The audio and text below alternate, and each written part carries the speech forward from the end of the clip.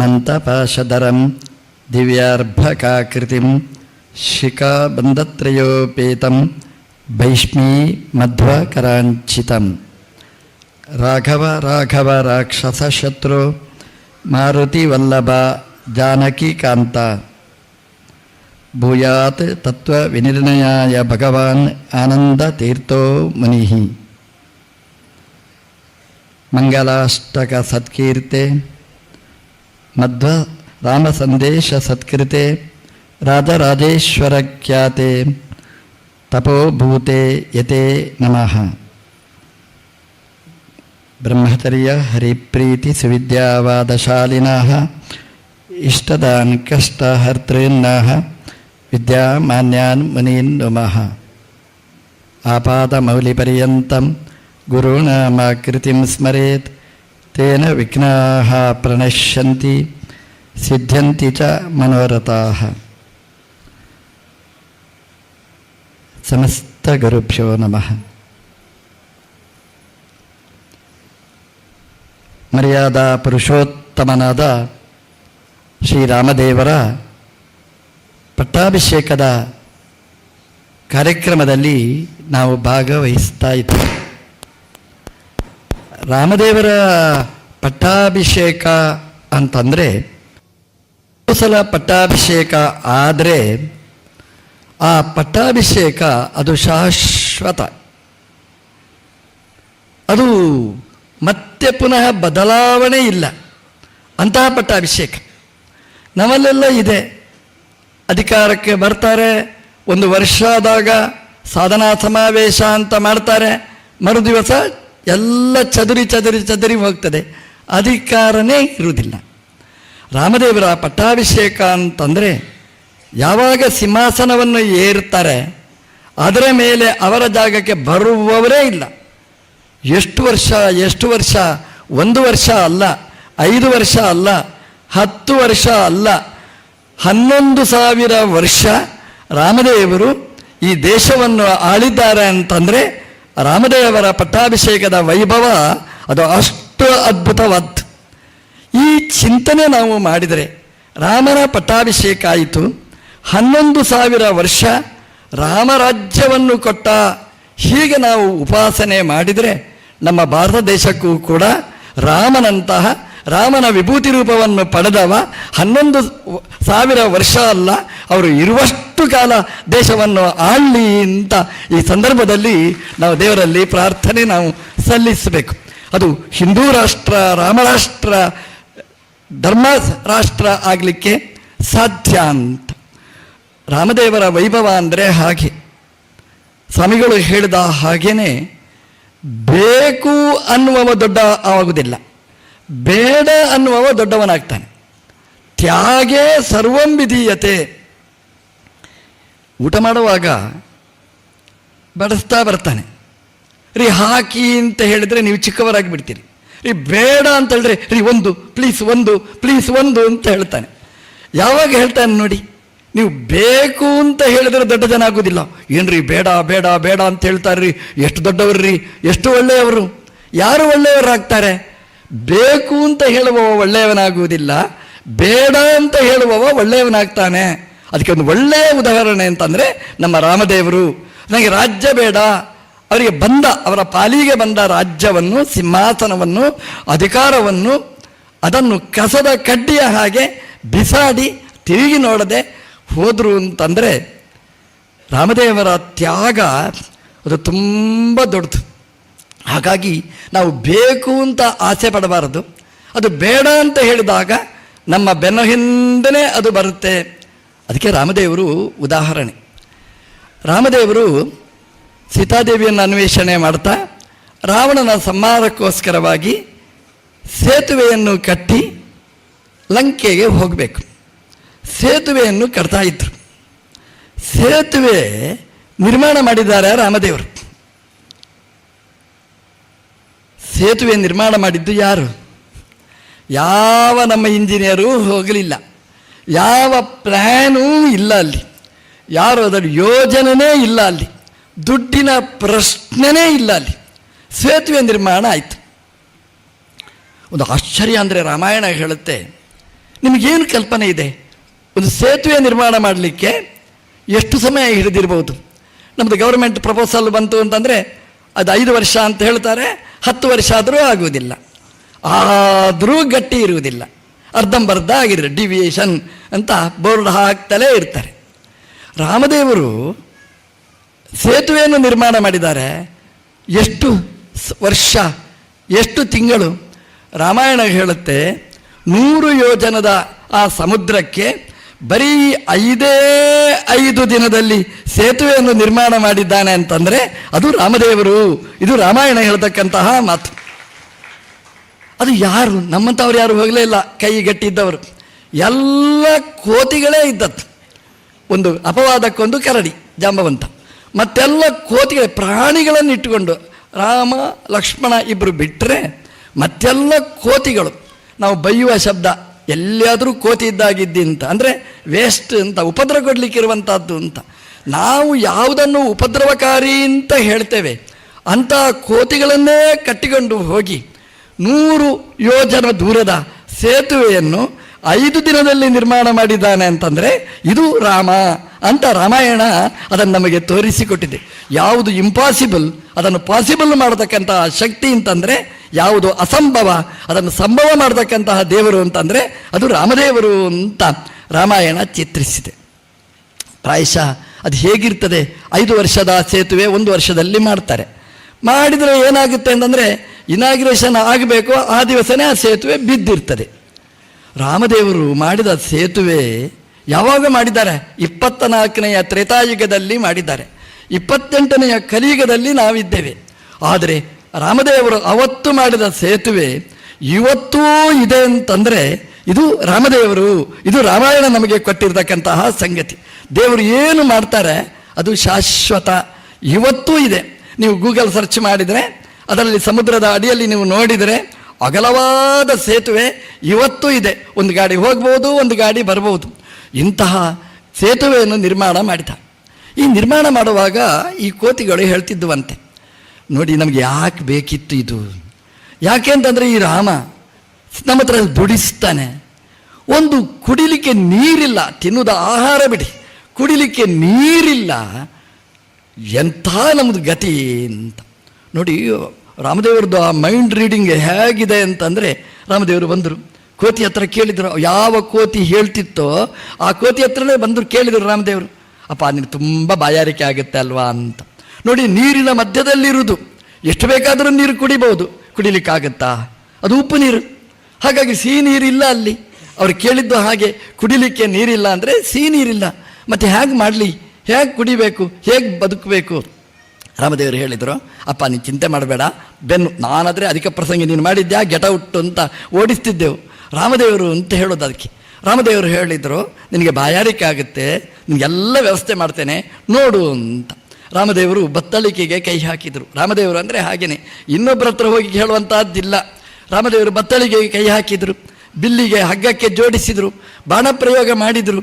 ಎಲ್ಲಿಗೆ? ಆ ಸಮುದ್ರದ ಮಧ್ಯಕ್ಕೆ ಬಾಣಪ್ರಯೋಗ ಮಾಡಿದರು.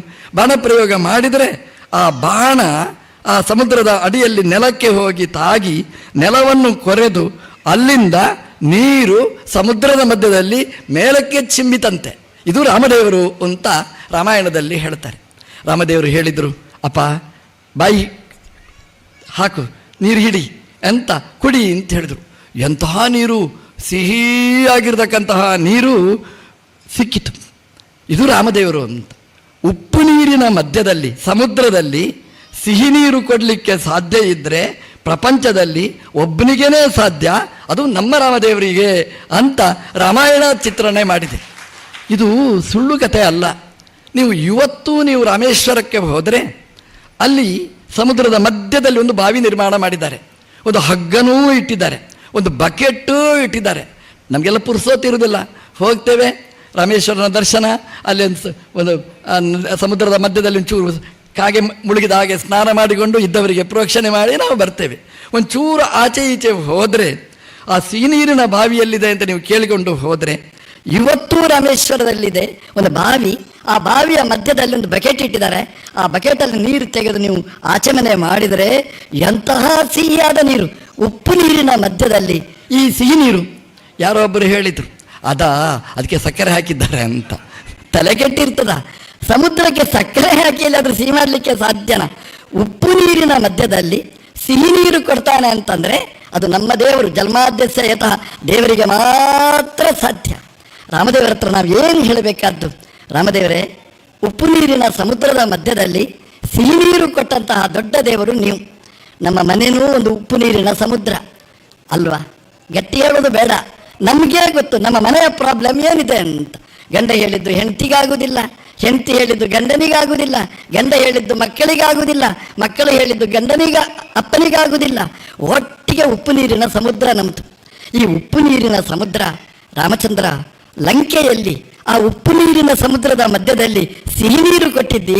ನಮ್ಮ ಮನೆ ಉಪ್ಪು ನೀರಿನ ಸಮುದ್ರ, ಸಿಹಿ ನೀರು ಕೊಡು ಅಂತ ಆ ಪಟ್ಟಾಭಿಷಿಕ್ತನಾದ ರಾಮದೇವರ ಹತ್ರ ಕೇಳಿದರೆ ನಮ್ಮ ಮನೆಯಲ್ಲಿ ಸಿಹಿ ನೀರು ಕುಡಿಸುವ ದೇವರು ರಾಮದೇವರು ಮನೆಗೆ ಬಂದು ಸಿಹಿ ನೀರು, ಸುಖದ ನೀರನ್ನು ಕರುಣಿಸ್ತಾನೆ ಅಂದನ್ನು ರಾಮಾಯಣ ಹೇಳಿದೆ.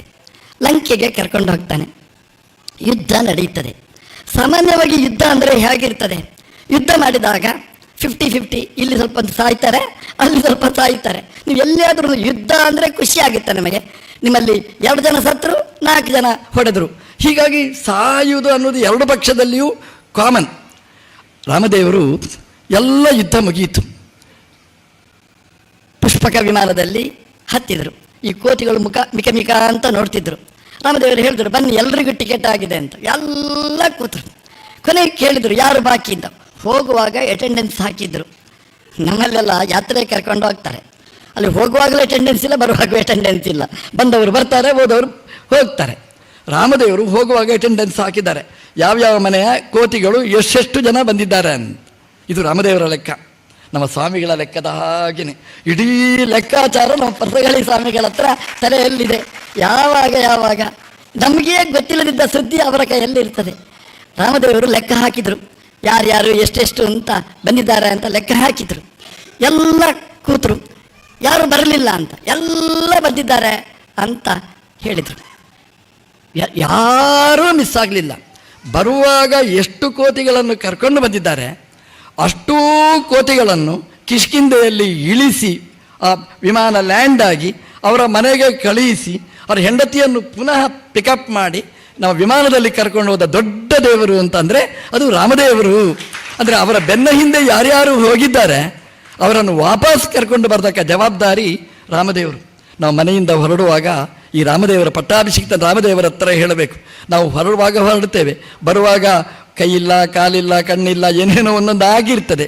ಹಾಗೆ ಆಗದೆ ಮನೆಯಿಂದ ಹೋಗುವಾಗ ಹೇಗೆ ಹೊರಟಿದ್ದೇವೆ ಹಾಗೆಯೇ ನಾನು ವಾಪಸ್ ಬರಬೇಕು ರಾಮದೇವರೇ ಅಂತ ಪ್ರಾರ್ಥನೆ ಮಾಡಿ ರಾಮದೇವರಿಗೆ ಜವಾಬ್ದಾರಿಯನ್ನು ಕೊಟ್ಟು ನಾವು ಮನೆಯಿಂದ ಹೊರಟ್ರೆ ರಾಮದೇವರು ಜವಾಬ್ದಾರಿ ಡ್ರೈವಿಂಗ್ ಮಾಡಿ ನಮ್ಮನ್ನು ಕರ್ಕೊಂಡು ಹೋಗಿ ನಾವು ಹೇಗೆ ಹೋಗಿದ್ದೇವೆ ಹಾಗೇ ವಾಪಸ್ ತರುವ ದೊಡ್ಡ ದೇವರು ಅಂತಂದರೆ ನಮ್ಮ ರಾಮಾಯಣ ಹೇಳುವ ರಾಮದೇವರು. ಇವತ್ತು ಪಟ್ಟಾಭಿಷಿಕ್ತದ ರಾಮದೇವರು ನಿರಂತರ ನಾವು ಚಿಂತನೆ ಮಾಡಬೇಕಾದ್ದು. ರಾಮದೇವರು ಬಂದ ಮೇಲೆ ಇನ್ನೇನು ಪಟ್ಟಾಭಿಷೇಕ, ಅಯೋಧ್ಯೆಗೆ ಬರಬೇಕು. ನೋಡಿ ರಾಮದೇವರ ಉದಾತ್ತತನ ನೋಡಿ. ರಾಮದೇವರು ಹನುಮಂತ ದೇವರನ್ನು ಮೊದಲು ಕಳಿಸ್ತಾರೆ.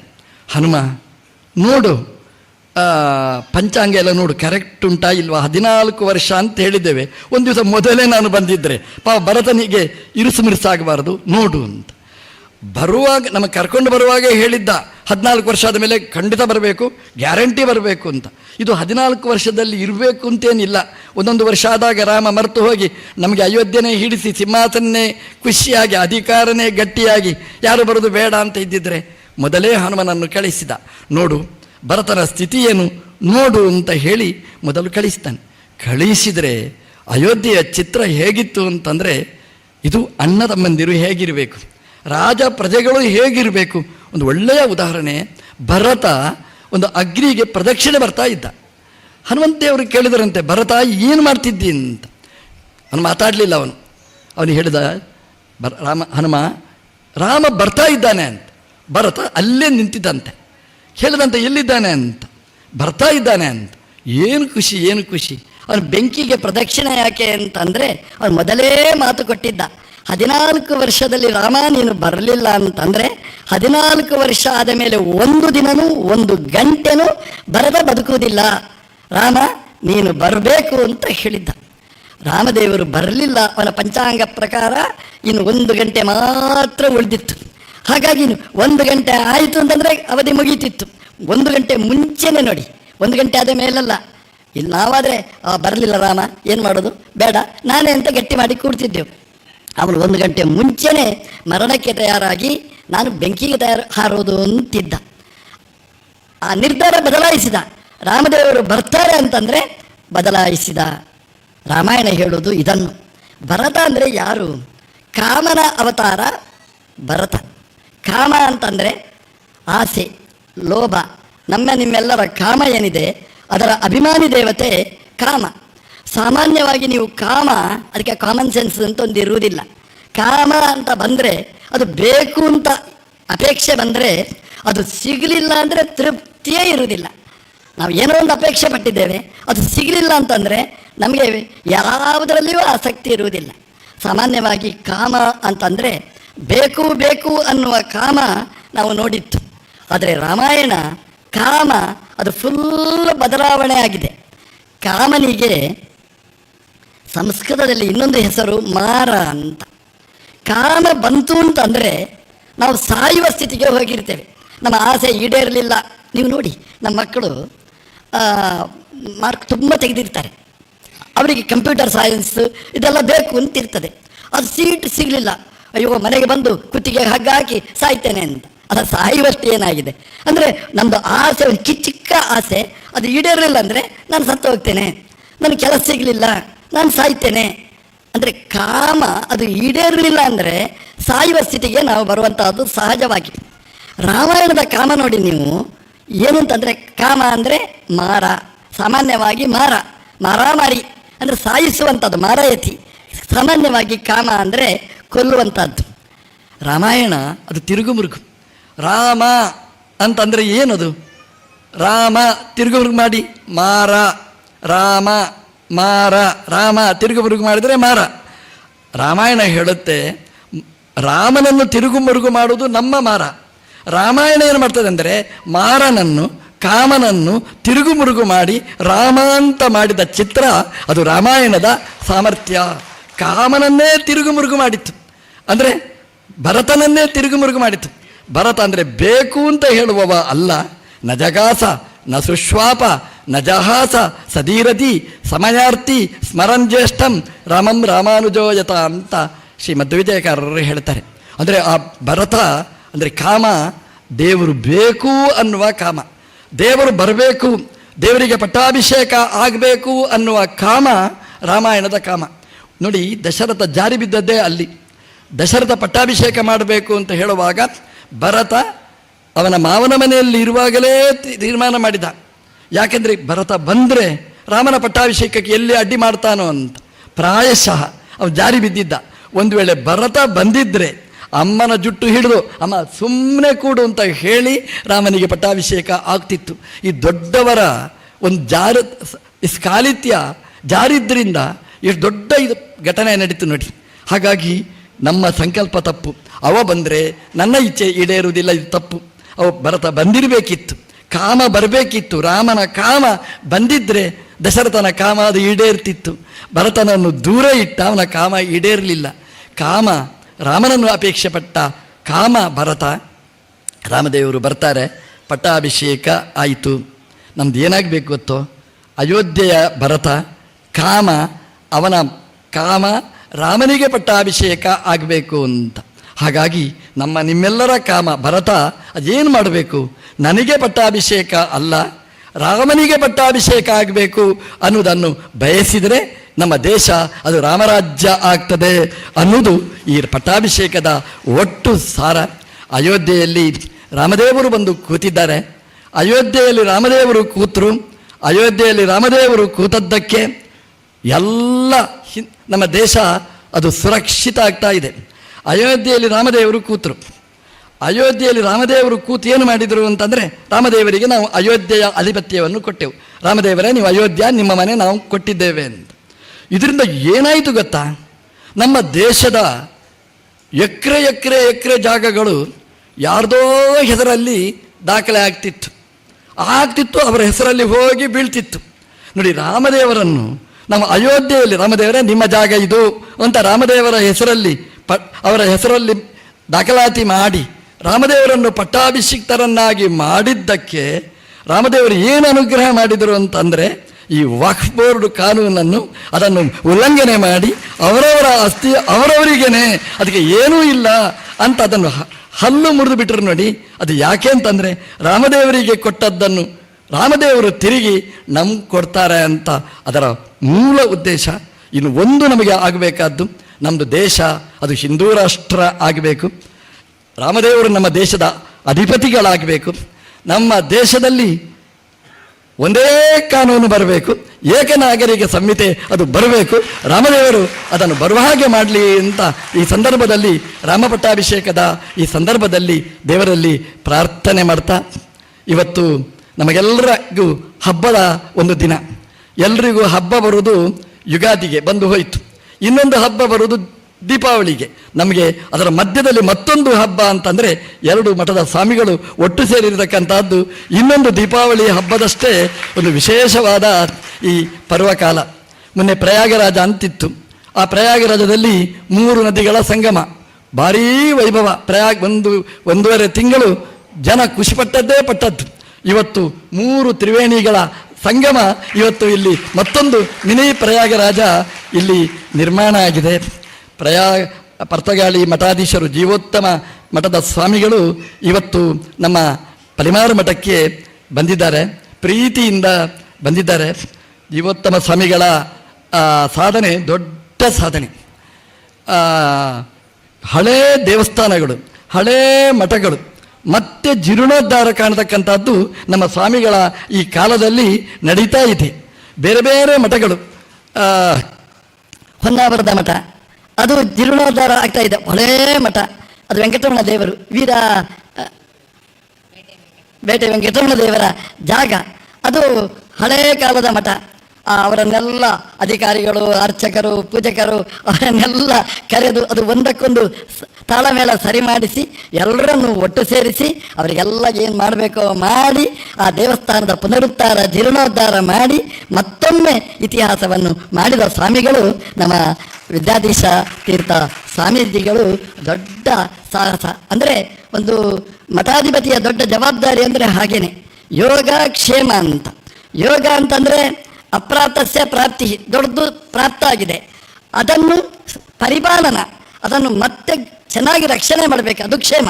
ಆ ಯೋಗ ಇತ್ತು, ಅದಕ್ಕೆ ಕ್ಷೇಮ ಕೊಟ್ಟ ದೊಡ್ಡ ಹೆಸರು ನಮ್ಮ ವಿದ್ಯಾಧೀಶ ಸ್ವಾಮಿಗಳದ್ದು ಅಂತ ಹೇಳಲಿಕ್ಕೆ ನಾನು ತುಂಬ ಸಂತೋಷ ಪಡ್ತೇನೆ. ಎಲ್ಲ ಶಿಷ್ಯರ ಜೊತೆಗೆ ಒಳ್ಳೆಯ ಬಾಂಧವ್ಯ, ಎಲ್ಲರ ಜೊತೆಗೂ ಪ್ರೀತಿಯಿಂದ ಮಾತಾಡೋದು. ಇವತ್ತು ಮತ್ತೇನು ಬೇಕು ನಮಗೆ, ಮತ್ತೇನು ಬೇಡ ನಮಗೆ. ದುಡ್ಡು ಬೇಕಾ, ಕಾಸು, ಊಟ ಬೇಕಾ, ತಿಂಡಿ ಬೇಕಾ, ಯಾವುದು ಬೇಡ. ನೀವು ಹೇಗಿದ್ದೀರಿ, ಚೆನ್ನಾಗಿದ್ದೀರಾ, ನಿಮಗೇನು ಬೇಕು ಅಂತ ಕೇಳಿದರೆ ಅದಕ್ಕಿಂತ ದೊಡ್ಡ ಔತಣ ನಮಗೆ ಮತ್ತೊಂದು ಬೇಡ. ದೇವರು ಒಳ್ಳೆದು ಮಾಡಲಿ ಅಂತ ಆಶೀರ್ವಾದ ಮಾಡುವ ದೊಡ್ಡ ಗುರುಗಳು ನಮ್ಮ ಸಮಾಜಕ್ಕೆ ಸಿಕ್ಕಿದ್ದು ಅದು ದೊಡ್ಡ ಲಾಭ ಅಂತ ಈ ಸಂದರ್ಭದಲ್ಲಿ ಅದನ್ನು ಹೇಳ್ತಾ, ಆ ಸ್ವಾಮಿಗಳ ಅವರ ಎಲ್ಲ ನೆನಪಿನ ಶಕ್ತಿ ನಾವು ನೋಡಿದರೆ ಆಶ್ಚರ್ಯ ಅಂತ ಅನಿಸ್ತದೆ. ನಮ್ಮ ಪಲಿಮಾರು ಮಠದಲ್ಲಿಯೇ ನಮ್ಮ ಮಠದ ಬಗ್ಗೆ ಇಲ್ಲ. ನಮ್ಮ ಮಠದಲ್ಲಿ ಏನೇನು ಯಾವಾಗ ಪರ್ತಗಾಳಿ ಸ್ವಾಮಿಗಳ ಸಂಪರ್ಕ ಆಗಿದೆ, ಅದು ಪರ್ತಗಾಳಿ ಮಠದಲ್ಲಿದೆ ಅಂತಂದರೆ ಅವರದ ಒಂದು ಪ್ರಾಚೀನತೆಯನ್ನು ಅದನ್ನು ರಕ್ಷಣೆ ಮಾಡುವ ಒಂದು ದೊಡ್ಡ ಸಾಮರ್ಥ್ಯ ಅದು ಪರ್ತಗಾಳಿ ಮಠದ್ದು ಅಂತ ಭಾರಿ ಆಶ್ಚರ್ಯ ಅನ್ನಿಸ್ತಾ ಇದೆ. ಪ್ರಾಯಶಃ ಅವರೊಟ್ಟಿಗೆ 4 ದಿವಸ ಕೂತ್ರೆ ನಮ್ಮ ಮಠದ ಏನೇನು ಇದೆ ಅದೆಲ್ಲ ನಮಗೆ ಸಿಗಲಿಕ್ಕೆ ಸಾಧ್ಯ ಅಂತ ಈ ಸಂದರ್ಭದಲ್ಲಿ ತಿಳಿಸ್ತಾ, ಜೀವೋತ್ತಮ ಮಠದ ಸ್ವಾಮಿಗಳು ಅವರು ಜೀವೋತ್ತಮ ಅಂತಂದರೆ ಸಾಧಕರಲ್ಲೇ ಉತ್ತಮರಾದವರು ವಾಯುದೇವರು. ಅವರ ಹೆಸರಿನ ಮಠ ಜೀವೋತ್ತಮ ಮಠ ಅಂತ. ಅಂದರೆ ಜೀವರಲ್ಲಿ ಉತ್ತಮರಾದವರು ವಾಯುದೇವರು, ವಾಯುದೇವರ ಮಠ ಅಂತ. ಯಾವುದು ಇಲ್ಲದಿದ್ದರೂ ಬದುಕಬಹುದು, ನೀರಿಲ್ಲದೆ ಬದುಕಬಹುದು, ಬೆಂಕಿ ಇಲ್ಲದೆ ಬದುಕಬಹುದು, ಏನಿಲ್ಲದೂ ಬದುಕಬಹುದು. ಆದರೆ ಗಾಳಿ ಇಲ್ಲದೆ ಬದುಕಲಿಕ್ಕಾಗುವುದಿಲ್ಲ. ಹಾಗಾಗಿ ಜೀವೋತ್ತಮರಿಲ್ಲದೆ ಬದುಕಲಿಕ್ಕಾಗುವುದಿಲ್ಲ. ಹಾಗಾಗಿ ಜೀವೋತ್ತಮ ಮಠ ಅಂತಂದರೆ, ಗಾಳಿಯ ಮಠ ಅಂತಂದರೆ ಎಲ್ರಿಗೂ ಆಕ್ಸಿಜನ್ ಕೊಡತಕ್ಕಂತಹ ಮಠ ಅಂತಂದರೆ ಅದು ಸಮಾಜಕ್ಕೆ ದೊಡ್ಡ ಮಠ. ಹಾಗೆ ವಾಯುದೇವರ ಅನುಗ್ರಹ ಪಾತ್ರವಾದ ಮಠ. ಅವರ ಮಠದ ಸ್ವಾಮಿಗಳ ಕಥೆಗಳನ್ನು ನಾನು ತುಂಬ ಕೇಳಿದ್ದೇನೆ. ಕಾಶಿಯಲ್ಲಿ ಅವರಿಗೆ ಜಾಗ ಸಿಕ್ಕಿದೆ. ಸಾಮಾನ್ಯವಾಗಿ ನಾವು ದುಡ್ಡು ಕೊಟ್ಟು ಜಾಗ ತಗೊಳ್ತೇವೆ. ಆ ಸ್ವಾಮಿಗಳು, ನನಗೆ ಹೆಸರು ಮರ್ತೇ, ಸ್ವಾಮಿಗಳು ಅಲ್ಲಿ ಕಾಶಿಗೆ ಹೋದ್ರಂತೆ. ಆಗ ಜಾಗ ಇರಲಿಲ್ಲ, ಕಾಶಿಗೆ ಹೋದ್ರಂತೆ. ನಾರಾಯಣ ತೀರ್ಥರು ಮೊದಲನೇ ಸ್ವಾಮಿಗಳು ಕಾಶಿಗೆ ಹೋದರು. ಕಾಶಿಗೆ ಹೋದರೆ ಅಲ್ಲಿ ಅವರಿಗೆ ಜಾಗ ಇಲ್ಲ. ಅಲ್ಲಿ ಗಂಗಮ್ಮನೇ ಅಲ್ಲಿ ಮಡಿಲು. ಆ ಮಡಿಲಲ್ಲಿ ಅಲ್ಲಿ ತಪಸ್ಸು ಮಾಡ್ತಾ ಇದ್ರು. ತಪಸ್ಸು ಅಂದರೆ ಏನು? ಅನ್ನ ಇಲ್ಲ, ಏನಿಲ್ಲ, ಬರೀ ಗಂಗಾ ನೀರು ಕುಡಿದು ತಪಸ್ಸು. ದೇವರ ಬಿಂದುಮಾಧವನ ವಿಶ್ವೇಶ್ವರನ ಜಪ ಮಾಡಿದರೆ 41 ಮಂಡಲ ತಪಸ್ಸು ಮಾಡಿದರೆ ದೇವರು ಅನುಗ್ರಹ ಮಾಡಿ ಕೊಟ್ಟದ್ದೇ ಇವತ್ತಿನ ಕಾಶಿ ವಾರಣಾಸಿಯ ಮಠ. ಅಂದರೆ ಇವತ್ತೇನು ಮಠ ಇದೆ, ಪಂಚಗಂಗಾ ಘಾಟ್ನಲ್ಲಿರುವ ಮಠ, ಆ ಜಾಗ, ಅದನ್ನು ಅವರಿಗೆ ರಾಜರು ಬಂದು ಅವರಿಗೆ ಅವರ ಹೆಸರಲ್ಲಿ ಮಾಡಿ ಅದನ್ನು ಕೊಟ್ಟಿದ್ದಾರೆ. 500 ವರ್ಷದಿಂದ ಇರತಕ್ಕಂತಹ ಜಾಗ ಅಂತಂದರೆ ಇದು ಪರ್ತಗಾಳಿ ಮಠದ ಒಂದು ದೊಡ್ಡ ವೈಶಿಷ್ಟ್ಯ. ನಾವು ಯಾವಾಗ ಹೋದರೂ ಸ್ನಾನ ಮಾಡಲಿಕ್ಕೆ ಪ್ರಶಸ್ತವಾದ ಜಾಗ ಅದು. ಅಲ್ಲೇ ಪಂಚಗಂಗಾ ಘಾಟ್ ಅಂತಿರುವುದು. 5 ಗಂಗೆಯ ಶಾಖೆಗಳು 5 ನದಿಗಳು ಸೇರತಕ್ಕಂತಹ ಜಾಗ ಅದು. ಕಾಶಿಯಲ್ಲಿ ಅಲ್ಲೇ ಸ್ನಾನ ಮಾಡಬೇಕು. ಕೆಳಗಿಳಿದರೆ ಪಂಚಗಂಗಾ ಘಾಟ್, ಮೇಲೆ ಹೋದರೆ ಬಿಂದು ಮಾಧವ, ಅದರ ಮಧ್ಯದಲ್ಲಿರುವಂಥದ್ದೇ ಪರ್ತಗಾಳಿ ಜೀವೋತ್ತಮ ಮಠ ಅಂತಂದರೆ ಎಲ್ರಿಗೂ ಬೇಕಾಗಿರ್ತಕ್ಕಂತಹ ಮಠ ಅಂತ ಹೇಳಲಿಕ್ಕೆ ನಾನು ತುಂಬ ಸಂತೋಷ ಪಡ್ತೇನೆ. ಅಂಥ ಸ್ವಾಮಿಗಳು, ವಿದ್ಯಾಧಿರಾಜ ಸ್ವಾಮಿಗಳವರು ಹಾಗೆಯೇ ಇಲ್ಲಿ ಹನುಮಂತ ದೇವರ ಗರ್ಭಗುಡಿ ಜೀರ್ಣೋದ್ಧಾರ ಆದಾಗ ಸ್ವಾಮಿಗಳು ಪ್ರೀತಿಯಿಂದ ಇಲ್ಲಿ ಬಂದು ಆ ಕಾರ್ಯಕ್ರಮದಲ್ಲಿ ಭಾಗವಹಿಸಿ ಎಲ್ರಿಗೂ ಆಶೀರ್ವಚನ ಮಾಡಿದರು. ನಮ್ಮ ಗುರುಗಳು ಆವಾಗ ಇದ್ದರು, ಆವಾಗ ಇಲ್ಲಿ ಬಂದಿದ್ದರು. ನಮ್ಮ ಪರ್ಯಾಯ 2002ರಿಂದ 2004 ಅದರ ಮಧ್ಯದಲ್ಲಿ ಒಂದು ತತ್ವಜ್ಞಾನ ಸಮ್ಮೇಳನ ಅಂತ ನಡೆಯಿತು 2003ರಲ್ಲಿ. ಆವಾಗ ವಿದ್ಯಾಧಿರಾಜ ಸ್ವಾಮಿಗಳವರು ಬಂದು ಅದರ ಅಧ್ಯಕ್ಷತೆಯನ್ನು ವಹಿಸಿ ಆ ಕೃಷ್ಣನ ಸನ್ನಿಧಾನದಲ್ಲಿ ಒಳ್ಳೆಯ ಸಂದೇಶವನ್ನು ನೀಡಿದ್ದನ್ನು ನಾವು ನೆನಪಿಟ್ಟುಕೊಂಡಿದ್ದೇವೆ, ಸ್ಮರಿಸ್ತಾ ಇದ್ದೇವೆ. ಹಾಗಾಗಿ ಆ ಪರ್ತಗಾಳಿ ಮಠ ಮತ್ತು ಪಲಿಮಾರು ಮಠ ಇದರ ಸಂಬಂಧ ಅದು ಅವಿಭಾಜ್ಯವಾದಂತಹ ಸಂಬಂಧ. ಆ ಮೂಲ ಪುರುಷರ ವೃಂದಾವನ ಅದು ಪಾಂಡುರಂಗ ವಿಠಲನ ಸನ್ನಿಧಾನದಲ್ಲಿ ಇರುವಂತಹದ್ದು, ವೀರವಿಠಲನ ಸನ್ನಿಧಾನದಲ್ಲಿ ಇರುವಂತಹದ್ದು. ಎರಡೂ ಮಠದ ದೇವರು ಅದು ರಾಮದೇವರು. ಹಾಗಾಗಿ ಈ 2 ಮಠಗಳ ಈ ಸಂಬಂಧ ಇವತ್ತು ಗಟ್ಟಿಯಾಗಿದೆ. ಪಲಿಮಾರಿನಲ್ಲಿ ಸ್ವಾಮಿಗಳು ವಿಶಾಲವಾದ ಮನಸ್ಸಿನಿಂದ ಬಂದದ್ರಿಂದ ಈ ಸಂಬಂಧ ಇದು ಗಟ್ಟಿಯಾಗಿದೆ. ಇದು ಇನ್ನಷ್ಟು ಗಟ್ಟಿಯಾಗಲಿ. ಇಷ್ಟು ಗಟ್ಟಿಯಾದ್ರಿಂದ ನಮ್ಮ ಸಮಾಜ ಅದು ಸುದೃಢವಾದ ಸಮಾಜ ಆಗ್ತದೆ. ಆಸ್ತಿಕ ಸಮಾಜಕ್ಕೆ ಇದೇ ದೊಡ್ಡ ಆಸ್ತಿ ಅಂತ ಈ ಸಂದರ್ಭದಲ್ಲಿ ಹೇಳ್ತಾ, ಸ್ವಾಮಿಗಳ ಆ ಧಾರಣ ಶಕ್ತಿ, ಆ ಸಮಾಜದಲ್ಲಿರ್ತಕ್ಕಂಥವರ ಎಲ್ಲ ಬಗ್ಗೆ ಪರಿಚಯ, ಅದರ ಎಲ್ಲ ಮಾಹಿತಿ ಇದು ಬಹಳ ಅಪೂರ್ವವಾದ್ದು. ಇಷ್ಟಿದ್ದರೆ ಮಾತ್ರ ಮಠವನ್ನು ನಡೆಸಲಿಕ್ಕೆ ಸಾಧ್ಯ. ಹಾಗಾಗಿ ಪರ್ತಗಾಳಿಯಿಂದ ಇಲ್ಲಿವರೆಗೆ, ಕಾಶಿಯಿಂದ ಇಲ್ಲಿವರೆಗೆ ಕನ್ಯಾಕುಮಾರಿ ತನಕ ಇರತಕ್ಕಂತಹ ಶಾಖೋಪಶಾಖೆಗಳ ಎಲ್ಲ ಯೋಗಕ್ಷೇಮವನ್ನು ನೋಡುವ ದೊಡ್ಡ ಜವಾಬ್ದಾರಿ ಚಿಕ್ಕ ವಯಸ್ಸಿನಲ್ಲಿ ಸ್ವಾಮಿಗಳಿಗೆ ಸಿಕ್ಕಿದೆ. ಅದನ್ನು ಚೊಕ್ಕವಾಗಿ ನಿರ್ವಹಣೆ ಮಾಡುವ ಸ್ವಾಮಿಗಳು ನಮಗೆ ಸಿಕ್ಕಿದ್ದಾರೆ. ಆ ಸ್ವಾಮಿಗಳ ಮೂಲಕ ಇಂತಹ ದೊಡ್ಡ ಸಾಧನೆಗಳು ನಿರಂತರವಾಗಿ ಸಮಾಜಕ್ಕೆ ಸಿಗಲಿ ಅಂತ ಪ್ರಾರ್ಥನೆ ಮಾಡ್ತಾ, ಸ್ವಾಮಿಗಳು ಬಂದದ್ರಿಂದ ನೀವೆಲ್ಲ ಅಪರೂಪದ ಮುಖಗಳೆಲ್ಲ ಇಲ್ಲಿ ಕಂಡಿದ್ದೇನೆ ನಾನು. ಎಂದೂ ಕಾಣದೇ ಇರತಕ್ಕಂಥವ್ರು, ದೂರದಲ್ಲಿ ಕೈ ಮುಗಿದು ಹೋಗುವವರು ಇವತ್ತು ಎಲ್ಲ ನಮಗೆ ಸಿಕ್ಕಿದ್ದಾರೆ.